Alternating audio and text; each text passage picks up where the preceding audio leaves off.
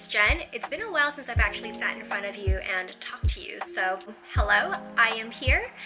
You're probably all aware of this coronavirus pandemic that is happening all across the globe and that is really impacting everybody across all industries and all walks of life. And I think that a huge adjustment that a lot of us are making right now is going from working at our offices with our coworkers in a designated space to working from home. And this can be challenging for someone who is not used to working remotely. All of a sudden, we're going from working in our office, working at designated places with designated people, to kind of being on a lonely island by ourselves and having to work remote. So in the meantime, to best help you optimize your time working remotely, I'm going to give you some of my personal tips on how I create a work environment, whether it's home or anywhere that I am, so that I can make the best use of my time, be productive, and get more stuff done. So for me, the first thing that I have to do to kind of get myself in the work headspace is to set the mood.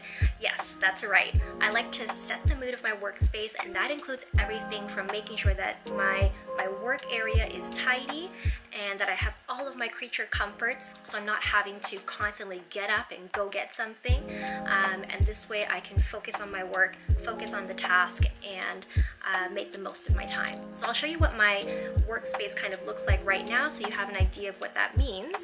So as you can see, I've got some nice little pillows. I'm actually sitting on a pillow. I like to work on the floor or on my bed as opposed to a desk, just because that is what's most comfortable for me. And I have on our little workspace here my essential oils so that my air is nice and clean and smells nice and refreshing. I've got my notebooks, I have laptop, my iPad is under here, and I also of course have my tea and some notes right there as well. And it's always great to have any charging devices and outlets close by as well, so that if you are having a longer period of work, you can power up your devices as you go so that you don't disrupt your workflow. So the second thing that I do before I even get into my work is, once that I've set up my environment, I create a list and also set a schedule. So in my little notebook here, I have sort of a generic schedule that I have plotted out for myself with time allotted for the tasks that I want to be doing.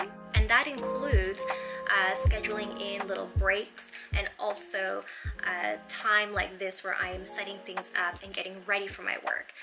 But basically having an agenda like that helps you to stay on track through the day.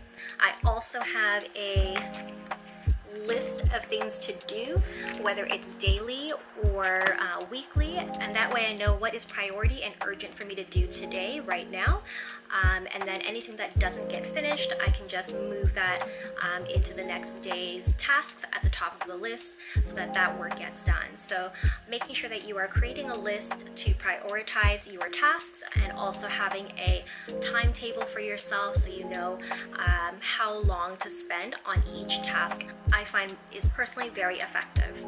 My third tip is to take productive breaks. I know that a lot of people feel like working remotely or working from home can mean that you get distracted a lot and you take a lot of breaks and you end up doing less work. However, a way that you can combat this is to take productive breaks. So what I mean by that is that you pre-plan the types of breaks that you'll be having at what times of your agenda. So that can be things like taking a 20-minute yoga break. It could mean scheduling a lunch break with your coworkers virtually, so you can all log on to a conference call or a group chat, have lunch together, and that way it doesn't feel like you're so alone. It could also mean taking half an hour out of your work to spend some time with your kids or play with your pets. And it can even mean taking a nap. I'm a huge advocate of nap time, and I feel like if you need a nap after lunch, or if you started work really early, if you had a really early morning and you just need, a half an hour power nap, go for it. A lot of times taking that nap is going to help you to feel more refreshed, more energized, and also stimulates your brain so that when you are up and ready to work again, you have more ideas that you can generate. However, if you know that you're the type of person that if you take a nap, everything's kind of downhill from there, maybe you want to reserve your nap time until after your work is done. And my last tip is before you are done with your work day, before you decide, you know what, that's it for the day, I'm finished, I'm packing it up, take 10 minutes to go through all of your work and go through your list and check off all the things that you've done, and anything that you haven't finished, don't feel bad about it. Just put it into the next day, but also make a mental note to yourself of how well you used your time. So do a small assessment, a little self-audit of how well you were actually able to use your time.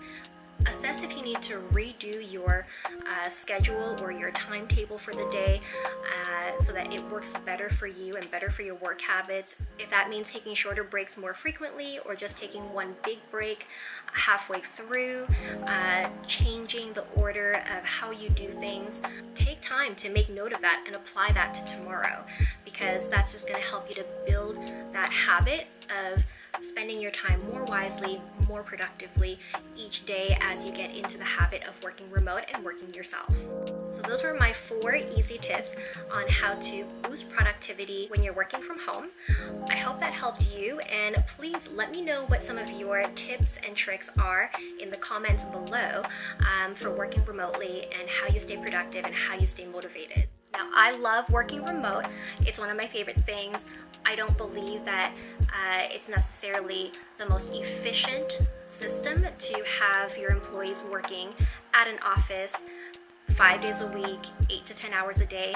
I've personally experienced that in my workplaces as well, where I can hardly get any of actual work done. And I think this is actually a really awesome opportunity for employers and businesses to rethink how they shape the workplace and encourage more remote work as well. If you want to see more of this kind of content, please let me know. Please subscribe and like this video as well, and I would love to talk more.